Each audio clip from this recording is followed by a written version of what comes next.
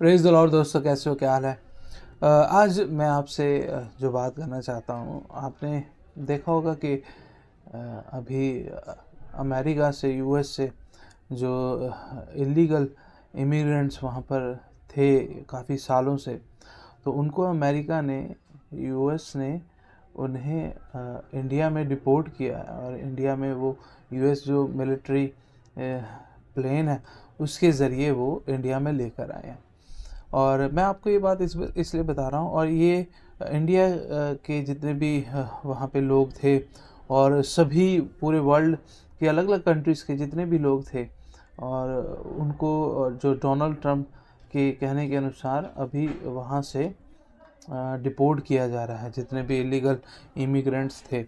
और मैं आपको ये बात इसलिए बता रहा हूँ कि अब आप ये देखें कि जितने भी लोग अमेरिका में गए हुए थे इतने सालों से, और आप एक बात सोचिए, अमेरिका एक ऐसी कंट्री है हर देश के लिए जो कि बहुत ही ज़्यादा, वहाँ जहाँ पर जाना बहुत मुश्किल है, और जहाँ पे जाने के लिए बहुत पैसा लगता है। और इलीगल वहाँ पर वही लोग जाते हैं ज़्यादातर जो कि लीगली वहाँ पे जाने के लिए रेडी नहीं होते हैं, या उनकी क्वालिफ़िकेशन वैसी नहीं होती है, या कुछ और भी बहुत पर्पस होते हैं जिस कारण से वो लीगली वो एंटर नहीं कर पाते और इलीगल जाते हैं। और जो जाते हैं उनके पास they have lot of money, तो उनके पास काफ़ी पैसा होता है।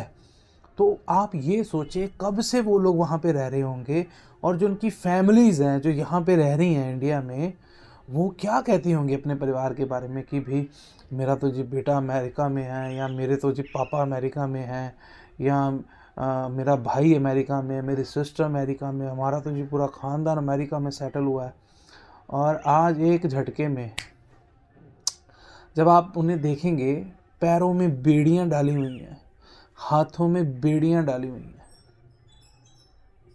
और वो यहाँ पर उन्हें भेजा गया, और पूरा इंडिया इससे हैरान है कि ऐसा कैसे हो सकता है।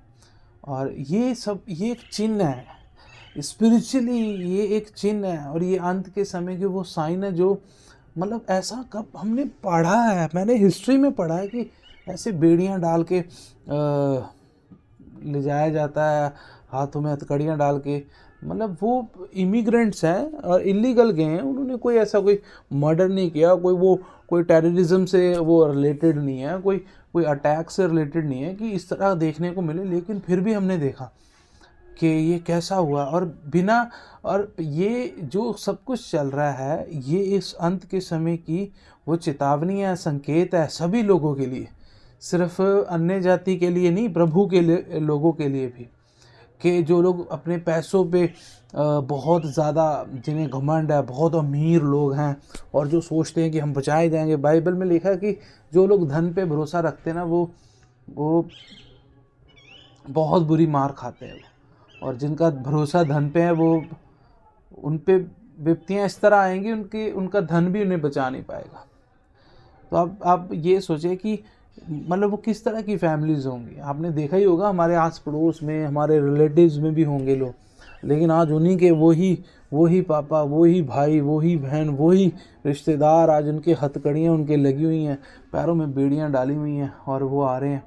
तो मैं आपको दोस्तों यही बताना चाहता हूँ कि ये जो समा अंत का है, इस बिल्कुल वहम में मत रहना। मसीही लोगों को ना एक वहम है कि जब विपत्तियों का आना शुरू होगा उससे पहले हम उठा लिए जाएंगे।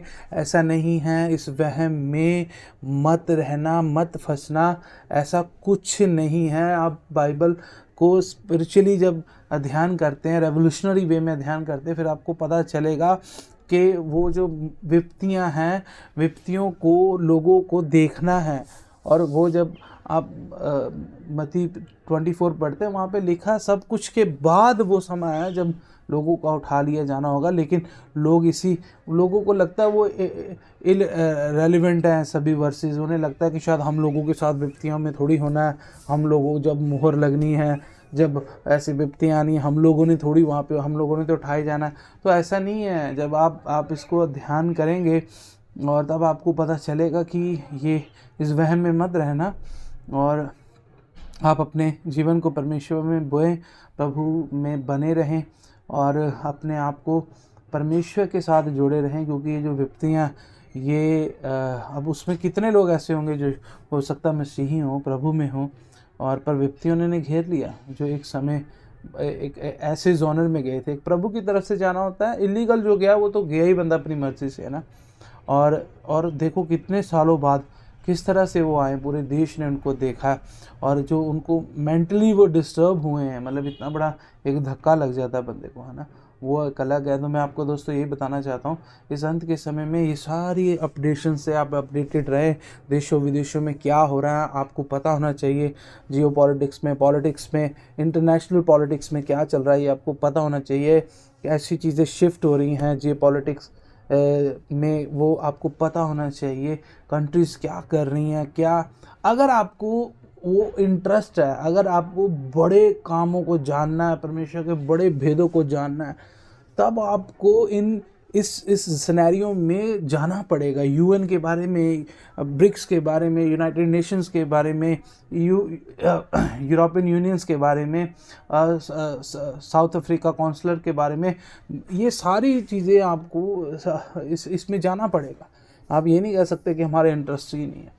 अगर आपको दानियल को समझना है, रेवलेशन को समझना है, यहेजकेल को समझना है, आपको जकरिया को समझना है, आपको ये सारी पुस्तकों को जो इस रेवोल्यूशन से रिलेटेड है, प्रकाशित वाक्य को समझना है, तो अब आपको ये सारी चीज़ों का अध्ययन होना चाहिए, आपके जोनर में ये चीज़ें होनी चाहिए, और ये बहुत ज़रूरी है। मैं आपको यही बताना चाहता हूँ दोस्तों, आप प्रभु में बढ़ें और अपने परमेश्वर के उस जॉनर को पहचाने जो रियल है, जो फैक्ट है, और इन विपत्तियों को पहचाने जो आ रही हैं, और आप इसमें बचें। मैं आपको यही बताना चाहता हूँ। मिलते हैं हम आगे, हम और डिस्कस करेंगे आने वाले समय से रिलेटेड। और अगर आपको और भी बातें देखनी जाननी है तो आप पिछले वीडियोस में जा सकते हैं, जो कि हमने अंत के समय से रिलेटेड बातें की हैं। एक वो रेवोल्यूशन थॉट जो परमेश्वर के अनुग्रह में मुझे मिला और मैंने आगे दिया, तो आप उसे आगे भी देख सकते हैं, पढ़ सकते हैं, सुन सकते हैं। और हम मिलते हैं आपसे। परमेश्वर आपके साथ है, परमेश्वर मेरे साथ है। जय मसीह।